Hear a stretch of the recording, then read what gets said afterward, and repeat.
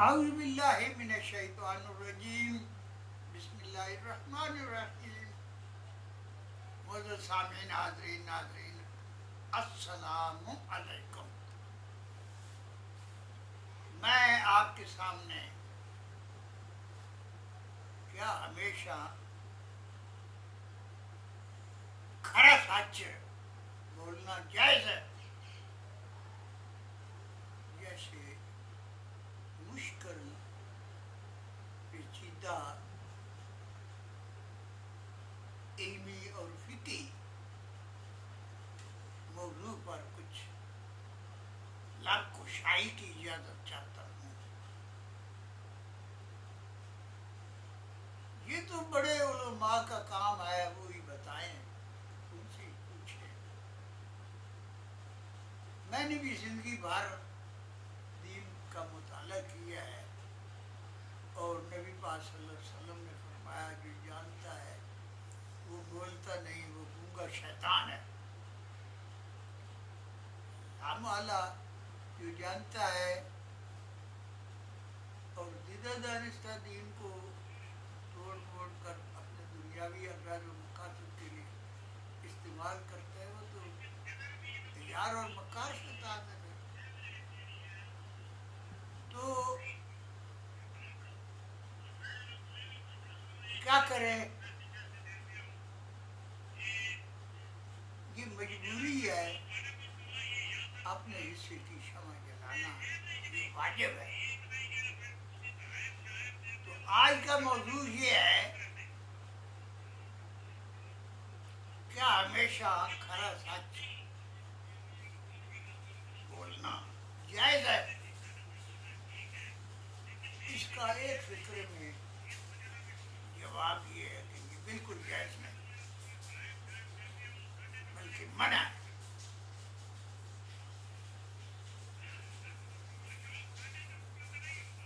آپ حیران ہوں گے، میں زیادہ لمبے چوڑے حوالے نہیں دیتا،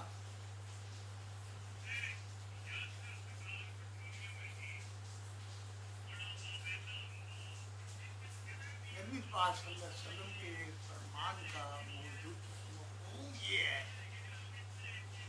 کہ بعض اوقات سچ بولنا گناہ اور جھوٹ بولنا ثواب ہوتا ہے۔ امام غزالی رحمۃ اللہ علیہ نے، میں نے خود پڑھا ہے، میں اعتماد سے یہ بات کر رہا ہوں، انہوں نے فرمایا کہ ہماری اماں عائشہ صدیقہ رضی اللہ تعالیٰ عنہا نے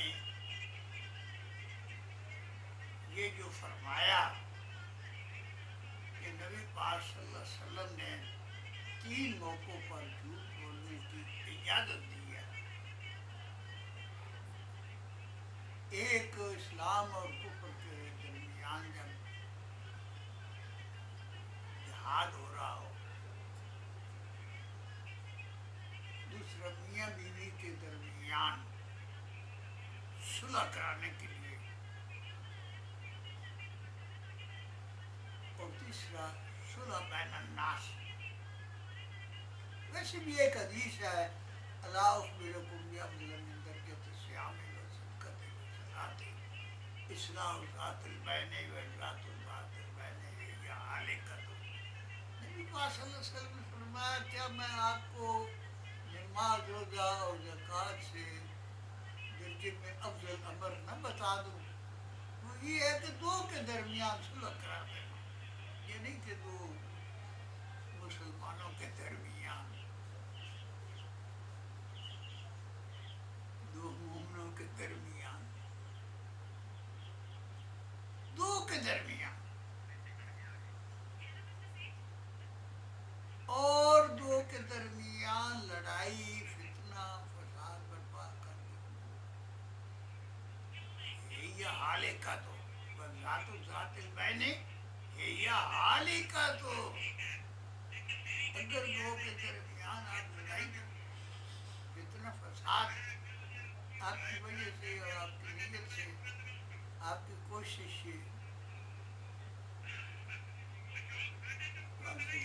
اشد من القتل، تمام نیکیوں پر پانی پھیر دیتا ہے، یہ بھی اس کا مطلب ہے۔ تو میں نے امام غزالی رحمۃ اللہ علیہ کا حوالہ دے رہا تھا کہ میں نے خود پڑھا کہ انہوں نے فرمایا اما عائشہ صدیقہ رضی اللہ تعالیٰ عنہ نے یہ 3 موقعوں پر حضور پاک صلی اللہ علیہ وسلم سے جھوٹ کی اجازت دی۔ ایسے اگر عوامل پیدا ہونے کا کبھی اندیشہ پیدا ہو جائے کہ جہاں وہ برائی، وہ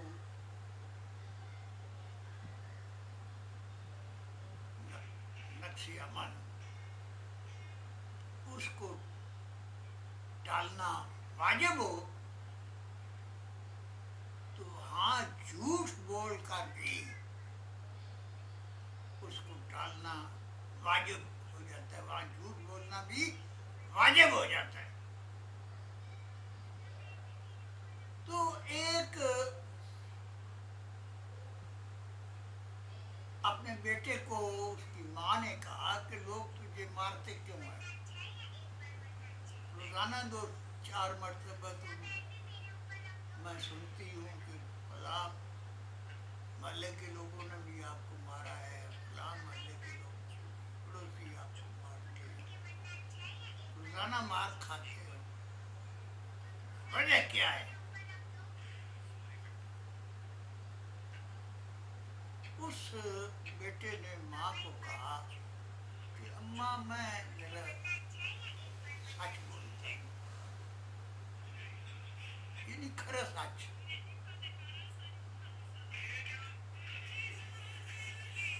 تو ماں نے کہا شفقت پیار محبت سے کہ بیٹا مجھے بھی کوئی نمونے کے طور پر کھرا سچ یا سچ بول کر بتاؤ کہ کس طرح بولتے ہو تو لوگ تمہیں مارتے ہیں۔ اس نے کہا کہ امی جان سچ بتاؤ، 16 سال ہوئے میرے والد صاحب فوت ہو چکے ہیں، روزانہ عصر کے ٹائم پر آپ سرخی اور پاؤڈر لگا کر یہ بازار جاتی ہو تو یہ کس کو دکھانے کے لیے جاتی ہو؟ اس نے کہا کہ تم لوگ سچے ہیں، آپ کو صحیح مارتے ہیں۔ یہ فقہ کا ایک مسلمہ اصول بھی ہے، حالات کے بدلنے کے ساتھ اس کے ساتھ منسلک ضرورتیں اور تقاضے بدل جاتے ہیں، احکام بدل جاتے ہیں۔ اور یہ امام جعفر صادق رحمۃ اللہ علیہ نے بھی فرمایا دانش مند وہ ہے جو 2 بھلائیوں میں سے بڑی کو چن کر حاصل کر لے، 2 نقصانوں میں سے بڑے نقصان سے بچے۔ تو یہ جو ہے سچ وہ بھی حالات اور واقعات کے مطابق ہی، اور اس کے ایک لفظ ہے حکمت۔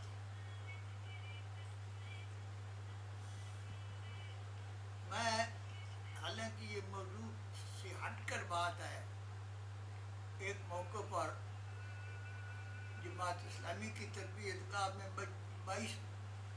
23 پوائنٹ انہوں نے بتایا دین کی دعوت کے، تو انہوں نے کہا نہیں کوشچن، میں نے کہا آپ نے اتنے پوائنٹ بتائے ہیں، میں نے وہ عنوان لکھ لی ہے، ان میں آپ نے حکمت کا لفظ نہیں کہا کہ دین کی دعوت تو حکمت سے دینی چاہیے۔ اس نے کہا حکمت کس جانور کا نام ہوتا ہے؟ میں نے ان کو کہا جناب یہ اتنا قیمتی جانور ہے حکمت، کہ اللہ تعالیٰ نے یہ نعمت انبیاء علیہ السلام کو دی ہے، اور قرآن میں فرمایا ہے میں نے ان کو صرف علم ہی نہیں حکمت بھی عطا کی ہے۔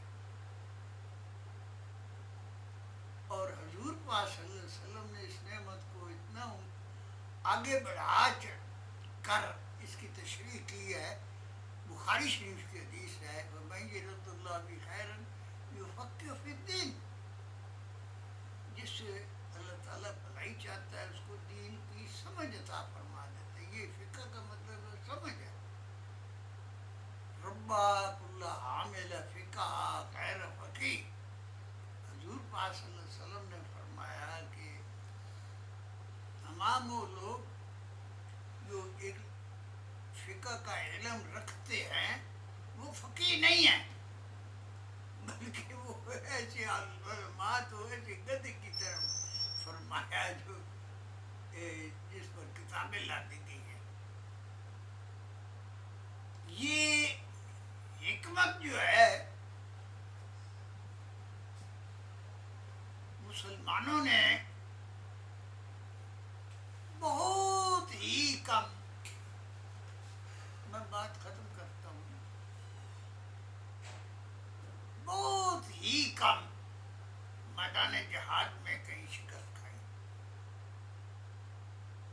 لیکن یہ جہاد اصغر میں ہمیشہ جہاد اکبر نفس کے جہاد میں اور حکمت کے میدان میں ہی شکست کھائی.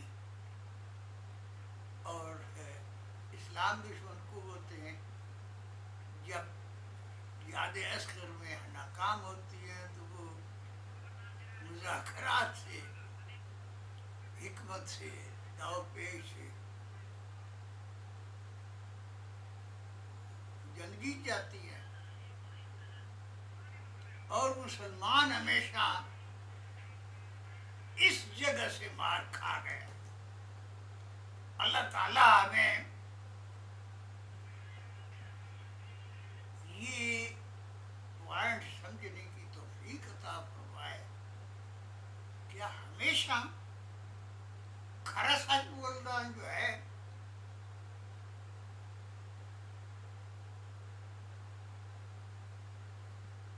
جائز ہے؟ بالکل ناجائز ہے. ہاں وہ میں الگ انشاءاللہ ویڈیو بناؤں گا، اس وقت بہت کافی ٹائم لگے گا کہ یہ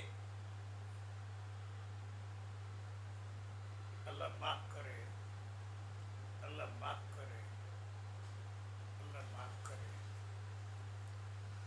برے کو برا منہ پر کہنا، جان ہتھیلی پر رکھ کر رکھنے کے مترادف مشکل کام ہے.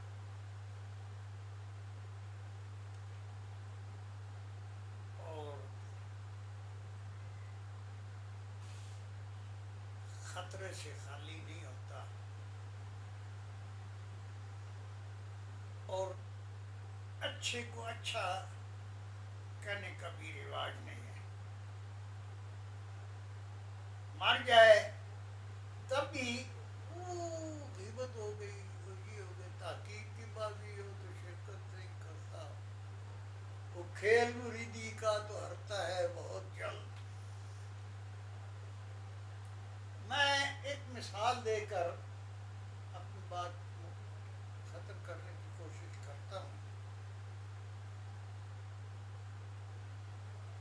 ایک سچا واقعہ ہے. رشیا کی جو صدر، یہ امریکہ سے پہلے پوری صدی Russia one world super power تھا. تو ایک صدر جو ہے اپنے سے پہلے صدر کے بارے میں بڑی ناسبہ الفاظ استعمال کر رہا تھا. اتنے گندے، اتنے غلیظ، اتنے زیادتی والے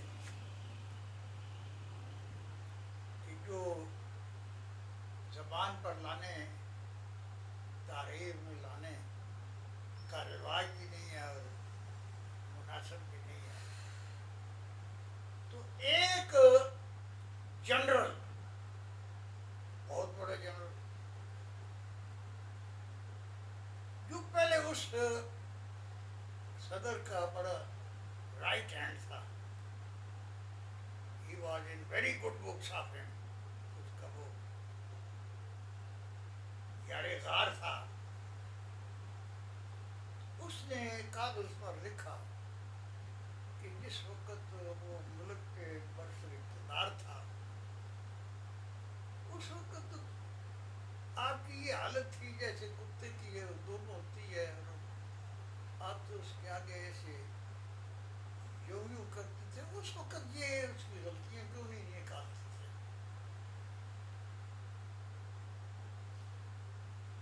वो कागज उसने ऐसे हिसाब से उस तक पहुंचा दिया कि ये पता नहीं चल सका कि ये किसने लिखा है, ये किसकी जसारत है। उसने वो पढ़ा तो उसने बड़ी गालियां दी कि कौन है जिसने ये कागज दिया, बड़ी खलीज गालियां दी।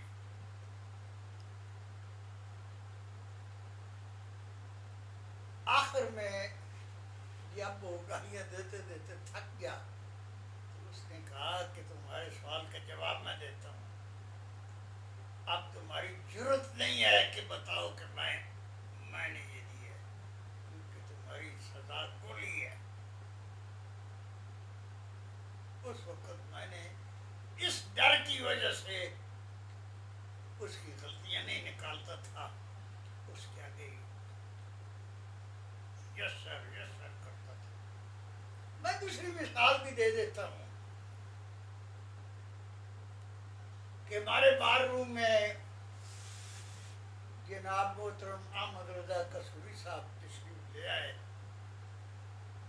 उनका कोई केस ऐसे अदालत में था, उनका वो बटमैन भी था, और ऐसे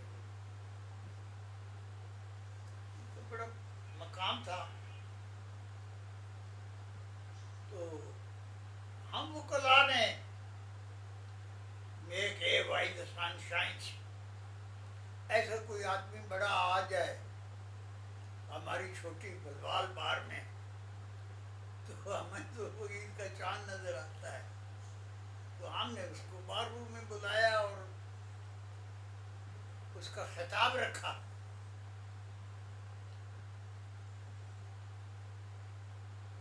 उसने खिताब किया।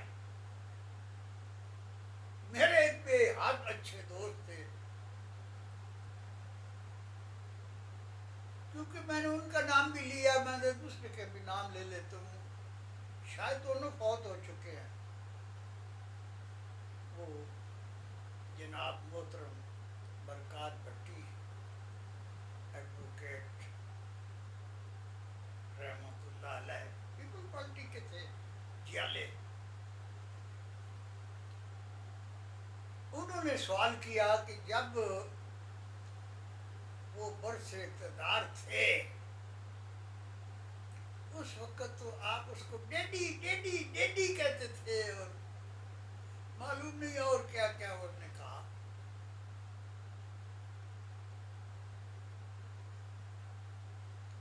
उसने बड़ा खूबसूरत जवाब दिया अहमद रजा कसूरी ने।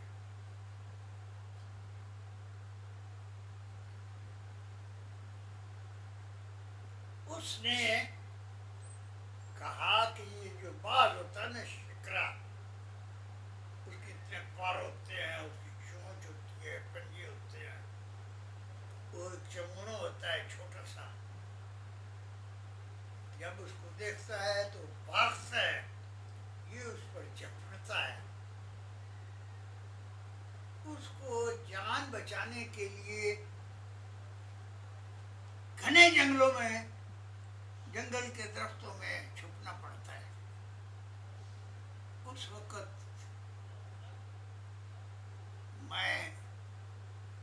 मेरी ये हालत थी, अगर मैं सच बोलता तो उसने वैसे भी कहा, सबको पता है कि आई कैनॉट टॉलरेट यू, और उस पर कातलाना हमले में उसका वालिद भी शहीद हो गया। हालांकि वो अहमद रजा कसूरी جس دن ذوالفقار علی بھٹو نے پیپل پارٹی کی بنیاد رکھی اس کے بنیادی رکنوں میں وہ موجود تھا اور وہ بنیادی رکن تھا، اور اس کا قصور بھی یہی تھا سب سے بڑا کہ 1973 کے آئین پر اس کے دستخط نہیں موجود تھا۔ تو یہ کہتے ہیں سیکھ واکو دیجئے جہاں کو سیکھ سوائے، سیکھ نہ دیجئے باندرا بہ کا کر جائے۔ تو میں آخر میں ملت اسلامیہ کو انفرادی، اجتماعی، ریاستی اور بین الاقوامی سطح پر اپنے سمیت یہ دعا مانگتا ہوں کہ اللہ تعالیٰ ہمیں صرف سچ نہیں، حکمت کے ساتھ سچ بولنے کی، موقع محال کے ساتھ سچ بولنے کی توفیق عطا فرمائے۔ To read the judge, to read the situation, to read the problems in both many shades and forms, to read the بین الاقوامی پالیٹکس، یہ بہت ضروری چیزیں ہیں۔ اللہ تعالیٰ ملت اسلامیہ کو ہمیں اس پہلو میں زیادہ سے زیادہ اعلیٰ کردار ادا کرنے کی توفیق عطا فرمائے۔ وما علیہ الا البلاغ المبین۔ اجازت دیں، خدا حافظ، السلام علیکم۔